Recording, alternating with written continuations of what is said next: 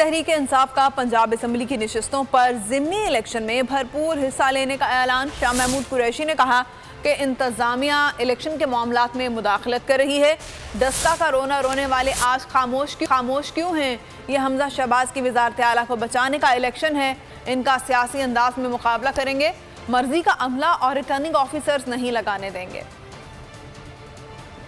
اس حلقوں میں ہم نے انتخاب لڑنا ہے، ووٹوں کو اٹھاڑ بچھاڑ ہونی ہے۔ بہت شکایت آ رہی ہے کہ ہمارا ووٹ اٹھا کے ادھر پھینک دیا گیا اور الیکشن کمیشن اعلیٰ کار بن رہا ہے۔ ڈسکا کا رونا رونے والے آج خاموش کیوں ہیں؟ یہ ضمنی الیکشن جو 20 پنجاب میں ہو رہے ہیں، یہ ایک مقصد کے لیے کیے جا رہے ہیں۔